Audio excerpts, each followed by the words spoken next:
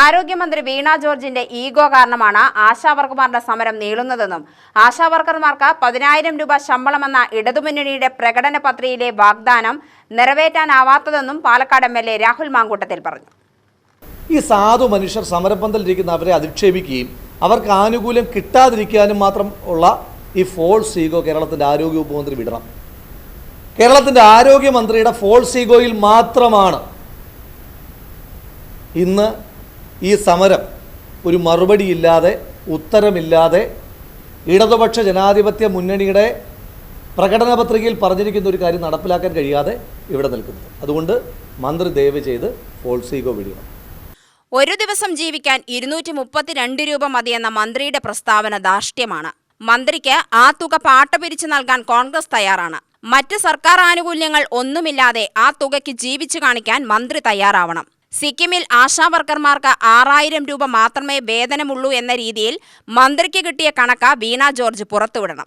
സിക്കിമിൽ അടിസ്ഥാന ശമ്പളം 10,000 രൂപയാണെന്ന് പാർലമെന്റിൽ വ്യക്തമാക്കിയതിന് തെളിവുണ്ട്. സിക്കിമിനെക്കുറിച്ച് മാത്രം സംസാരിക്കുന്ന മന്ത്രി എന്തുകൊണ്ട് ആന്ധ്രയെക്കുറിച്ച് സംസാരിക്കുന്നില്ല? അവിടെ 10,000 രൂപ ആണല്ലോ എന്നും ചോദിച്ചു. കോൺഗ്രസിനെ CPM നടത്തുന്നത് പോലെ സംസ്ഥാന സമ്മേളനം നടത്താൻ കഴിയില്ല എന്ന മന്ത്രി മുഹമ്മദ് റിയാസിന്റെ പ്രസ്താവനയെയും രാഹുൽ മാങ്കൂട്ടത്തിൽ ചോദ്യം ചെയ്തു.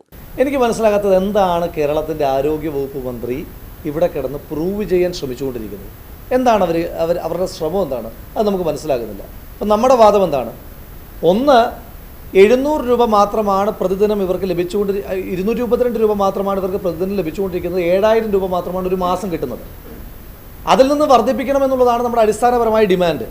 ആ ഡിമാൻഡിലേക്കുള്ള പ്രചോദനം എന്താണ്? ആരാണ് 700 രൂപ കൊടുക്കുമെന്ന് പറഞ്ഞത്? LDFിൻ്റെ പ്രകടന പത്രികയിൽ 2021 ആണ്ടിൽ ഈ ശ്രീമതി വീണ ജോർജ് അടക്കമുള്ള ആളുകൾക്ക് വിജയിക്കുവാൻ വേണ്ടി ജനങ്ങളുടെ മുന്നിലേക്ക് വെച്ച LDFിൻ്റെ പ്രകടന പത്രികയാണ് 700 രൂപ ഈ ആശാ വർക്കർമാരടക്കമുള്ള സ്കീം വർക്കേഴ്സിന് കൊടുക്കും എന്ന് പ്രഖ്യാപിച്ചത്. അതിനുവേണ്ടി സമരം ചെയ്യുന്ന ആളുകളെ അധിക്ഷേപിക്കുകയൊക്കെ ചെയ്യുന്നതുമായി ബന്ധപ്പെട്ട പശ്ചാത്തലം വേറെ. നമ്മൾ സിക്കിമിൻ്റെ കാര്യം പറയാനുള്ള കാരണം എന്താണ്?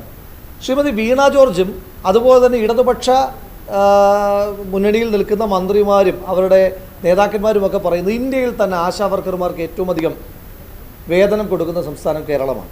അപ്പോഴാണ് നമ്മൾ ചോദിക്കുന്നത്, അപ്പോൾ സിക്കിമോ?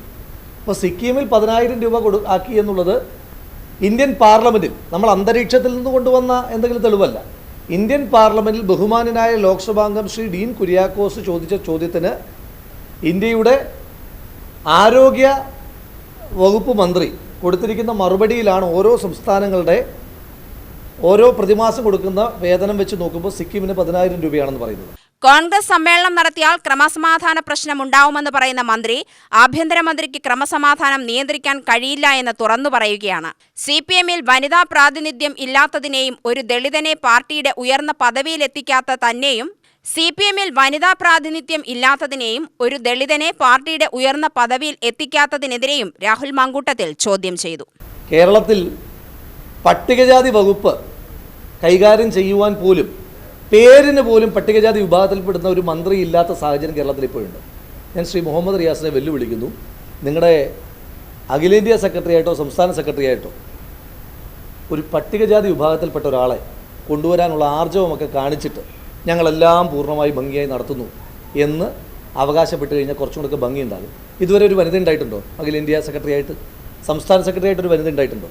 പോളിറ്റ് ബ്യൂറോയിൽ ആദ്യമായി ഒരു വനിത വന്നത് ഈ അടുത്തിടയ്ക്കാണ്. അതിന് വൃന്ദാക്കാരായിട്ട് വരേണ്ടി വന്നു അല്ലേ?